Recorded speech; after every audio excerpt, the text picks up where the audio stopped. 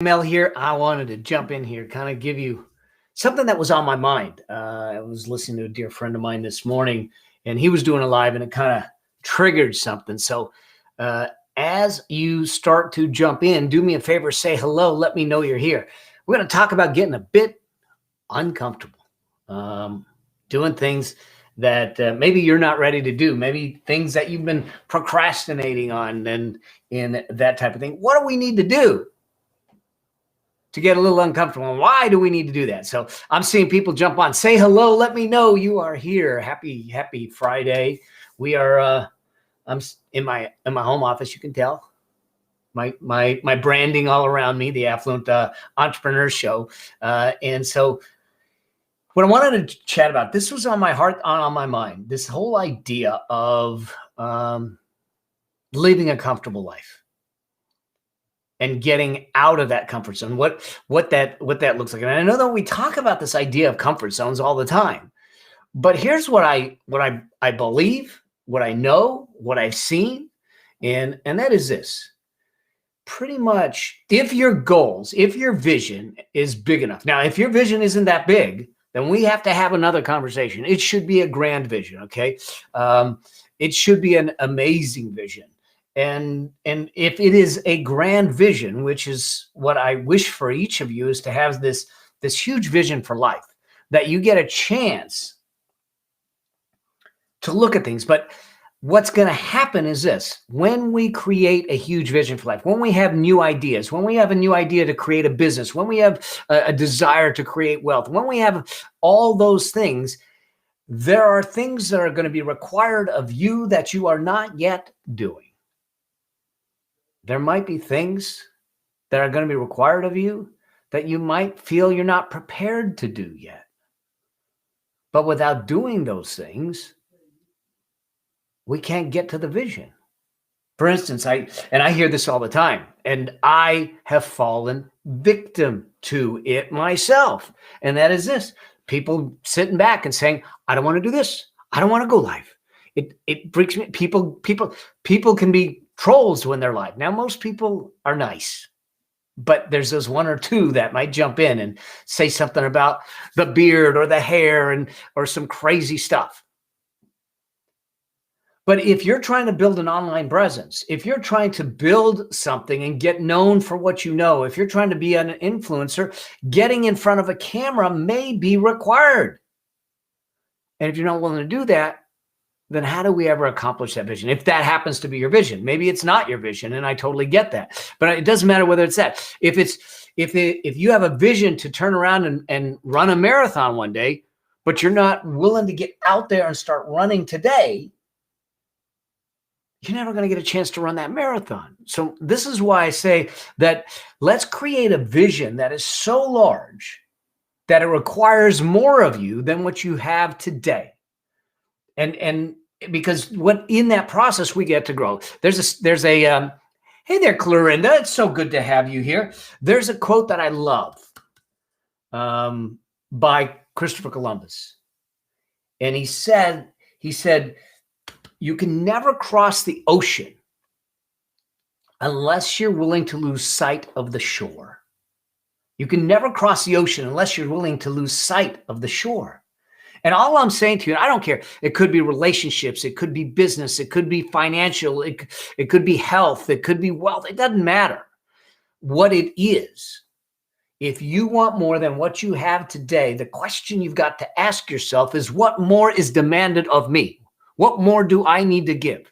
What is it that I am not willing to cross that threshold, at least right now, not willing to cross that threshold for? Because your goal, the thing that's out there, when I decided that I wanted to create a business, when I decided that I was going to create the show, when I decided that I was going to write a book, when I decided that I wanted to get my black belts, these are hand painted certificates from my sensei in Japan. My sensei in Japan is a 17th generation samurai bloodline. And I lived in Japan and trained under them. They're hand-painted black belt certificates that I have, and I have 4 of them around the house for my various degrees. Now, point being is this: is that for me to do that, I had to get uncomfortable. I had to do things that I hadn't done before. If you want the business, if you want the relationship, if you want the physique, if you want the health, maybe there are some things that you're not doing that are standing in your way, and we need to get out there and do that. I mean, I literally sold. I cashed out my IRA. I quit my job, and I went to Japan and lived for 4.5 months. I had no idea. Now, freaked out my mom, going, "What are you doing? You're throwing away career and everything." Yeah, I did okay. I came out okay after that. But what is it? I'd love for you to let me know. What is it that you want in your life? Goals, big vision? And what are the things that you know that you need to do that need to get you there? Because here's what I see. We talk about this idea of comfort zones, but I think too often we talk about comfort zones in the construct of a single comfort zone. I actually think we have multiple comfort zones. You have a financial comfort zone. Yeah, that's what I help people with in the Affluent Entrepreneur Show, in the Affluence Blueprint, and everything, is that, we've got this thermostat, if you will, this comfort zone of finances and money, and we only go so far with it. You have a relational comfort zone, relationships. You hear about this whole idea of, have a problem with commitment or whatever. That's a comfort zone issue. Okay, that's a comfort zone issue. You have situational comfort zones. I happen to be one that doesn't like crowded places. I'm not one that you're going to find in some crowded concert. Not that there's big crowded concerts these days. You're just not going to find me there. That I happen to have a different comfort zone there. So my question is that, have you taken the time to evaluate your comfort zones? Because here's what I know. If your vision's big enough, if your vision's grand enough, on the other side of that comfort zone wall is your vision. So we either have to figure out how to navigate around it, through it, or over it. In other words, we need to get uncomfortable. In other words, we need to do the things that we have not yet done. Because if we have done the things that we have not yet done, we would already have the vision. Hopefully that makes sense. Okay. So here's why this is so important to get past this comfort zone. And I'm going to challenge you to pick one thing. I have a good friend of mine, Jim, who teaches, and he wants people to get out of their comfort zone. And one of the things he tells them to do, this was before the COVID shutdown, but what he had them do? He was teaching a live seminar, and he says, "I want you to go to a public place, and I literally want you to lay down on the ground for 5 minutes. In a public place where people are going to look at you and go, 'What the hell are you doing? Why are you doing it?' And the sole purpose is to get you out of the comfort zone, to get you to do something that you haven't done before. Think about this. Everything that we do today was uncomfortable previously. So if you want something in your life that isn't here today, we might have to move through that comfort zone. We might have to put a little pressure on that comfort zone wall. Here's what I know happens. When you do that, you build, for instance, you start to build inner strength. You start to realize the resilience you have, your ability to do more than you already do. Look, before I got diagnosed with cancer, I certainly would have, I didn't have the same appreciation for people that had to go through that. But I would have said, can I go through it? I wouldn't have known. But when your back's against the wall, you find a way. When you have a failed launch, you have the choice. And it is a choice because change is put on you. So change comes in one of two ways. Change by choice. You choose to change. You choose to do things differently. We'll talk about that in a second. Or change by requirement. Change by force. In other words, it's put on you. Okay? So let's just talk about the cancer for a moment. I get diagnosed with cancer. They tell me that sugar fuels cancer. So I got change by force. I got change put on me, if you will. I got change that was given to me. I had to change, but I still had a choice. Told me sugar fuels cancer. I had a sweet tooth. I ate healthy, but trust me, anyone that knows me knows that I had a sweet tooth. Okay. So in a moment, I connected. I had to quit the sugar. It's like people ask, how did you quit the sugar? Well, I had a choice.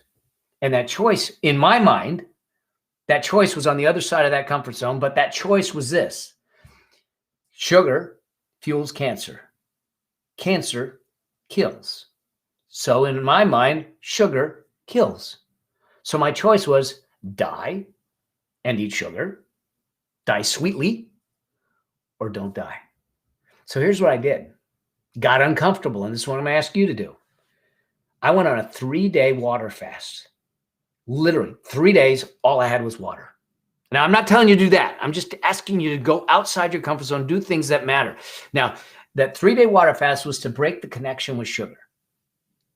That was in June of 2019. I've not had any sugar since June of 2019 because I was willing to take that step. Now, I'm not going to say that it was easy. Hell no. And still, every once in a while, I see people that they get that ice cream sundae and I'm going, oh, God. But because I've made the connection of what it could do to me, I stay on the other side of that comfort zone. So hopefully that makes sense to you. And we all have those things in our life that we can build the muscle, we can build the strength. Think of your comfort zone wall as resistance training when you go to the gym. You put the weights on the bar. The reason you put the weights on the bar is because they build the muscles. The comfort zone walls are the resistance to build your inner strength muscles. The other thing that happens is this: when you move beyond your comfort zone, when you move beyond the comfort zone, you start to get confidence. You say, wait, that wasn't so bad. I can do this. And there's this thing that's called the competence loop, that as you do more things, you get more competent, you get more knowledge, you get more skilled. And as you get more knowledge and you get more competent, you get more skill, you get more confidence. That confidence fuels more competence, and it becomes this loop of competence and confidence. And so one of the things that we need to do is to take small steps outside the comfort zone, get micro successes. I've talked about that in the past, so we can gain a little bit of confidence to take the next step. It's about building your competence so you can build your confidence and move forward. So moving outside the comfort zone is a place where you can build the confidence. Number 3, when we move outside our comfort zone, we build into our demeanor, into our personality, into our soul, adaptability. Listen, here's the deal. Change is here. If you don't think so, look back on the last 12 months. And if you were not adaptable during those last 12 months, it was a miserable, miserable 12 months. But the more adaptable you are, the more you'll be able to thrive in times of change. And times are changing. They truly are. And change is coming. And guess what? Here's the hard thing to realize. Change is coming, and it doesn't care whether you like it or not. Change came to my life. It didn't care whether I liked it or not. I either deal with it or I don't. If I lose money in the market, if I lose money, say you were in cryptocurrencies, goosh, it's been a rough week for cryptocurrencies. Now, I don't know where it is today, but literally they lost, Bitcoin lost half its value. It went from 60,000 to 30,000 at one point in time. And it's back up a bit. But imagine for a moment that you had a bunch of money in there and it dropped 50%. Okay. Oof, that could hurt. But the question is, what did you learn? What are you going to do with it? How are you going to move forward? All those things. There's adaptability. Now, I'm not saying that it doesn't hurt financially and we got to do some other things. I'm not saying to go get Bitcoin. I'm not doing any of that. I'm not giving any financial advice on this, but understand that you build adaptability into your being. So when change comes, it doesn't freak you out. I have a dear, dear friend. Okay. This is a mean thing to do, but it was really, really funny. At least it was funny to me. Okay. So he's like meticulous. Everything has to be where he has it. And I was over there for his daughter's birthday party. And he has this shelf unit with like cubes in it. And he has little things in each of the cubes. So everything is in its place. And if it's out of its place, it wigs him out. So what did I do? I rearranged the things in the cubes. I moved them all around. And I just left it that way. Well, he's so OCD. But here's the thing. He sends me a note the next day. He says, I know you're the one that did it. I know that you're the one that moved everything on all my shelves. He says, I know that they're moved, but I don't remember where they should be. He said, but now it's driving me crazy. I keep moving them around and I can't get comfortable with it and I don't understand it. And why would you do this to me? I mean, this is someone that has no adaptability. Okay. And so you look at that, and now to me, I'm laughing. I thought it was hilarious. I don't know if he ever got it straightened out, but we're still friends today. But I don't think he invites me. He hasn't invited me to his house since then because he's afraid I'm going to rearrange the furniture next time, which I've done I did that to a friend in a hotel room. We got in the hotel room and rearranged the furniture. But so I digress. I'm sorry. So getting on the other side of the comfort zone starts to build adaptability into your soul. And as things change, as things shift in your business, in your money, don't blame him, huh?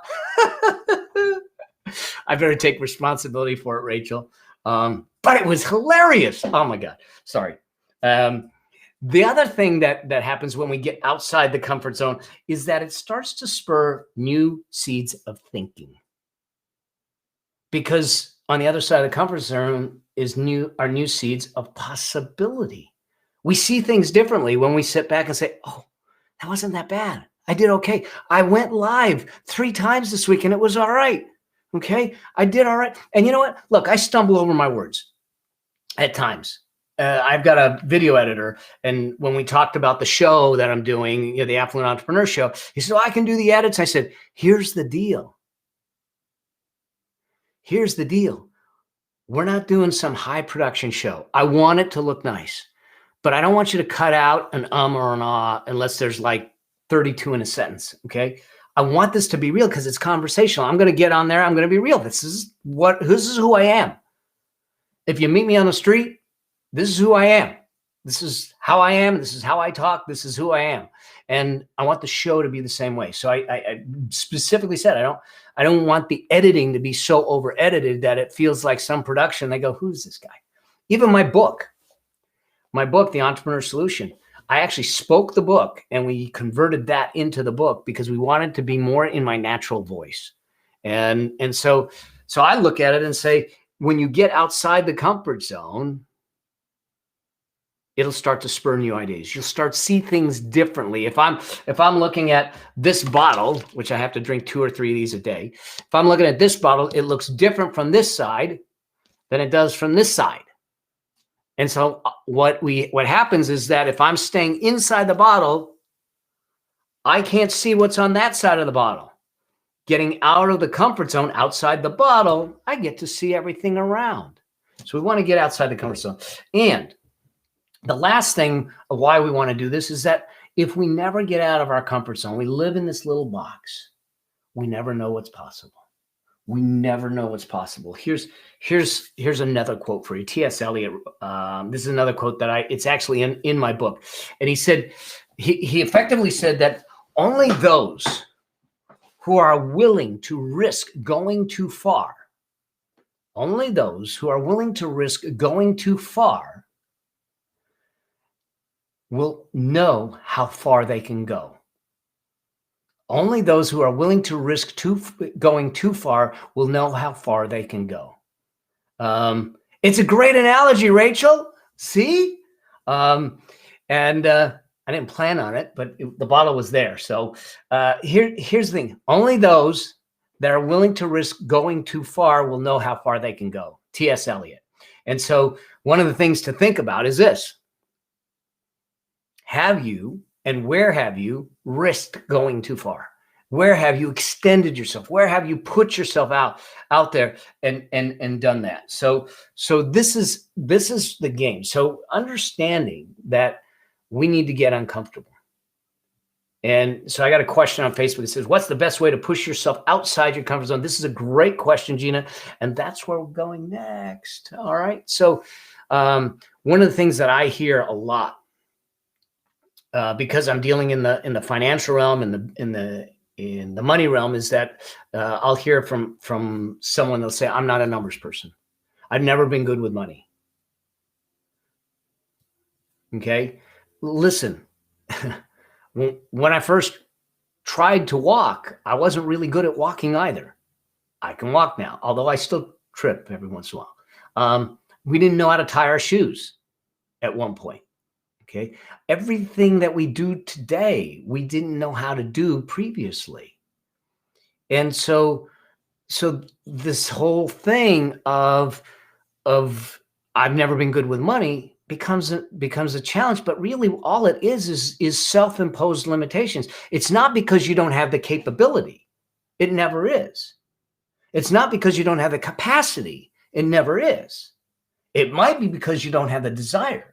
But the lack of desire might be because there's some confusion. You haven't had a chance to have someone walk you through it. Look, the financial services industry is notorious for overcomplicating things and talking down to you. That I hate. And because then you sit back and you're reluctant to even ask a question. That's why I have the show the way I have the show. We're not going to worry about, we're going to ask all the questions. There isn't an embarrassing question. There isn't a judgmental question. There isn't a dumb question. This is about moving the journey. So it doesn't matter what it is, we need to think about how to do it. So how do we push ourselves outside the comfort zone? There's a couple things that I took some notes. First off is that I don't know how you set goals, but I set a couple of different categories of goals. And the first set of goals is my visionary goals. What do I want out of life? And I look at all the domains of life, and I do this in the affluence visioning process. We do this also, but all the domains of life, everything from health, wealth, relationships, spirituality, energetically, we look at all of them and we set those goals. But there's another set of goals, because remember I said that if your vision is big enough, there are things that are going to be required of you today to get there that you don't currently do, you don't currently have. Maybe it's, I got to learn coding, or I need to learn copywriting, or I need to learn about money, or I need to learn about investing. Those are things that maybe you don't have the skills or the competence or the confidence in today. But in order to be wealthy, in order to do the things you want to do tomorrow, to have that vision, that there are skills that we need to develop. And so the second category of goals is what I call growth goals. So I look at my vision and I look at what I want, and I say, in order to achieve that, what are the growth goals that need to be in place to make that a possibility? So I question if one of the first things you want to do is to make sure that you have specific growth goals that will move you closer to your vision. And if it is, I want to build my business, for instance, I'm going to be speaking next week on a program that we're talking about how do you build a business? How do you get the right message to the right ears at the right time in the right way, so they will listen to you, buy from you, and buy from you at a high price? How would that be? All right, that's the cool way to go. And here's the thing: too often the world in marketing, they think that the way to market is to yell louder in a crowded market. Yelling louder in a crowded market is just more noise. Here's what I think you need to do. I think you need to gather the right people in the corner. And you need to get up close, and you need to whisper the right words in their right ears, in the right way, at the right time. That's what marketing should be. And we talk about niche or niche, depending on what that is, but that's what we're really trying to do. I speak to a specific group of people, and I use specific message to make sure that we can get some specific results. But too often, and this is one of the challenges, especially in my old profession of the accounting, is that they've commoditized it. They've commoditized it in such a way that everyone sounds the same. but we need to create distinction. And the only way to create distinction is to make sure that you know who you're speaking to, what words they need to hear, how they need to hear them, and when they need to hear them. It's called messaging. It's called niching down. It's called that. And I'm going to be involved with something coming up this week. I'm going to send an email out tomorrow to y'all, so you all know about it. So maybe you'll join me. We'll have a chance to go deeper on this concept. But my question for you, really more importantly, is this: do you have growth goals? If we don't have growth goals, Gina, if you don't have growth goals, then it's more challenging to get you out of your comfort zone. So number one, set growth goals that are going to move you outside the comfort zone. Number two, I want you to calendar those growth goals. Whatever the discomfort is, whatever the uncomfortable situation is, I want you to put it on the calendar. When I came back from the cancer, I've been out of the game effectively for 2 years. And when I came back, I said, I want to get back out live. And I didn't. I kept saying, this week. No, next week. Next week. I could find every excuse in the book why not to do it. And I didn't do it until I calendared it. And I said, no, I got to break this habit. So one of the ways to break the habit, and I'm specifically talking to Gina, but to everyone because she asked the question, is to put something on the calendar, whatever that comfort zone is. If you're sitting back and saying, I want to start going live, or I want to post on Instagram, I want you to put it on the calendar. But that's not enough because we can always move a calendar appointment. So what I did is I put a webinar on the calendar. I put a page out there, and then I told a Facebook ads person, I said, I want you to start running ads to it. Now my money was out there. My page was out there, and I went to the public and screamed it to the hills and said, I'm doing a webinar. Come join me. Now, once one person registered, I was done. I said, I gotta show up. But that's what got me back in the game. So depending on what it is, maybe it's whether it's learning a language, whether it's learning a new skill, what I would do is get it on the calendar and then get an accountability person or put it out in public. Hey, make the claim and drive the stake in the ground and say, here's who I am. Here's what I'm going to do next. It becomes huge. My dear friend Bo Eason used to say, schedule your fears. Well, he still says it. Schedule your fears. I get it. The fear's getting away. I get it. I've got plenty of them. I am no different than any of you. And I struggle with it all the time. I could have easily found reasons not to go live right now. But if I want to have the goals of having the impact that I'm trying to have, I need to go live right now. So I gotta make that a priority. So calendar it, growth goals, calendar it, put it out in public. Okay. Number 4, who or what can help you skill up to make moving through this comfort zone easier? Let's say you're trying to deal with it in the business or financial realm. Okay. I'm biased here. So I'm going to say, go subscribe to my show. Send me questions. Let me help. Who out there can help you move past that barrier of your comfort zone faster, easier, and better? What book, what training, what coach, what mentor can you get to that can help you transition easier, to support you? Look, I've had coaches, I've had teachers, I've had mentors, I've had them all, whether it's in the speaking realm, whether it's in business, whether it's in web work and copywriting. I didn't know this. I was trained as a freaking accountant, numbers, columns and rows and debits and credits and all that stuff. I mean, I didn't know this. But part of it came out of necessity. When your need to get past that comfort zone, the vision you have becomes so much, the necessity to achieve that becomes greater than the fear to shrink down, you'll move through it. With the cancer, the necessity to live just dwarfed my desire for sugar. Now, I'm not saying that sugar is the thing that gave it to me. We have no idea why I ended up with the cancer. But the fact of the matter is that the necessity to live far outweighed it.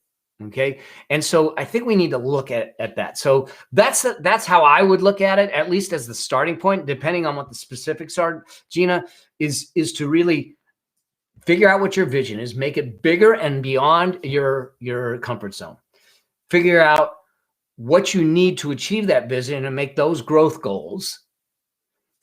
Calendar those growth goals is number 3. Number 4, find someone, something, some course, some book, some training that you can get involved with that can accelerate or ease your path through the comfort zone wall to move through there. Because all I need is just a glimmer and glimpse of success. Of I can do it. When I get that, that's a micro success that gets and starts to build the confidence, which builds the competence and gets you in that confidence loop. And when we start to celebrate, I did an interview earlier today, and he says, what's one of the pieces of advice that you would give people to continue their success, to be in the top 2%, top 3%? And I said, celebrate progress. Too often, we're waiting for the destination. We're waiting to run at the finish line and we're done. Nah, I think that's overrated. Celebrate progress. Because if we celebrate along the way, the little mini celebration, we're going to get a big celebration when we cross the finish line. But too often we've gotten bad at not celebrating progress. We shouldn't be judging ourselves based on someone else's launch. We shouldn't be judging ourselves based on what other people are doing. We shouldn't be judging ourselves on what we see on Facebook or Instagram or anything else. We shouldn't be judging ourselves on what the neighbors are driving. I mean, this is what got people broke. People are keeping up with the Joneses and they're spending money. The neighbor bought a Tahoe. I got to go get a Denali and look at their house. I'm going to go spend this. And they do it on credit and they end up in debt and they wonder why that's happening. And it's because they're making decisions based on the inputs from the outside that have nothing to do with their values. Sorry, I get riled up. So the point is that what I think we need to start to look at is specific to you. Specific to you, so we can then make that happen. So what is the vision for you? What are the things that you need? What's on the other side of that comfort zone? Because remember, you've got far more in you than you think. I had a martial arts studio for 11 years. And when we tested everyone for black belt. Now, mind you, my training was classic training in Japan. From my sensei was the seventh generation bloodline from a samurai bloodline. So discipline under his tutelage was very different than what you would get out here. All right. And I got plenty of welts to show for it. But when I tested the students at our school for black belt, it was a 4.5 hour test. Now, they went through all their forms. They went through all their techniques. They went through all their defenses. They went through all of that stuff. Then they sparred each other. Then they sparred all the black belts. And the last person they sparred was me. Now, my black belt instructors knew their sole job was to get them to teeter on the edge of collapse. That we were going to get them to the edge of collapse. We wanted to see in their eyes that they were ready to give up. And then they had to spar me. And they had to spar me for 3 minutes. 180 seconds. And I looked at them and each of them and I said, here's the deal. You got 180 seconds. It's not about beating me. It's about getting through it. They go, I ain't got one. I ain't got nothing more. And I go, no, you do. Let's go. And I kept them just on the edge. And then when they got done, And they got their black belt, and we gave them the black, and we did the ceremony. I looked at them and I said, it was a long test, wasn't it? And they said, yeah, 4.5, 5 hours sometimes. I said, no, it wasn't 4.5, 5 hours. It took us 4.5 to 5 hours to get you to the test. The test was 3 minutes, 180 seconds. Because what's going to happen in your life is that you're going to get to a point in your life where all of a sudden you feel that you got nothing left in you. You got nothing that you can do. You can't go one step further. You can't go one step more. It may be health. It may be wealth. It may be relationships. It may be work. It may be something. Just like you felt here in the dojo. You looked me in the eye and said, I ain't got anything. I can't go any further. But you did. You did. You got 180 seconds more, and you stayed in the game. When life hands that to you, you stay in the game. You don't realize how much further you can go. Because our mind is much stronger than we give it credit for. You have no idea what your possibility is, and your possibility is on the other side of that wall, the other side of the comfort zone wall. We need to look at that. Think about the T.S. Eliot quote, and that is that it's only those that are willing to go too far that have any idea how far they can go. And so I'm challenging you for this weekend to start looking at the areas of your life that you want to expand, that you want to grow. Not through the eyes of your current thinking, but through the eyes of possibility, and to say, what is it that I can do to push up against that comfort zone wall, to move beyond the comfort zone? Who do I need? What do I need? And do something uncomfortable this weekend. Do something uncomfortable this weekend. I'm doing something this weekend. It has nothing to do with this. Okay, this is probably a really dumb thing from a dude. But so we have some brick on the house. Okay, I'm not a house project kind of dude. All right. Yeah, here's how I do my house projects. Can you come and get here? Okay. Yeah. And I'll have someone come and do it. But we have this brick, and we want to do something called white overgrout. So we want to change the brick. So instead of it being all bright orange, it's going to be kind of a whitish orange with white grout and all that stuff. And I watched a couple of YouTube videos, and I go, honey, this doesn't look that hard. So we ordered all the stuff. It's being delivered today. And my wife's and I bonding weekend project this weekend is to do what they call smearing, German smear on the brick. I don't know. This could be a disaster. We'll film it. I'll let you know how it goes. But it is definitely outside my comfort zone. All right. So, all right.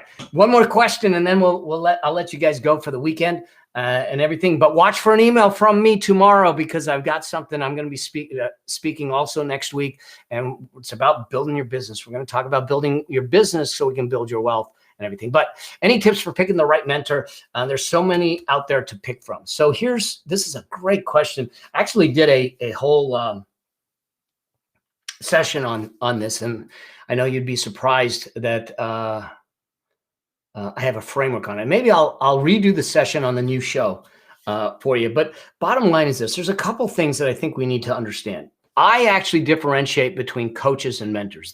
They're different. Okay, a mentor to me is someone that's actually already walked the path. They've been there. They know the potholes. They experienced it, and they can truncate and shorten your time to success. They truly understand where you're going.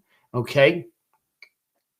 A coach may not necessarily have achieved the results that you've achieved, but they understand the perspective and how to shift perspectives to allow you to move through it. So they're different in the way I look at things. So you can get a coach, you can get a mentor, you can get a combination of both. I see myself as both, but I see myself more as a mentor than a coach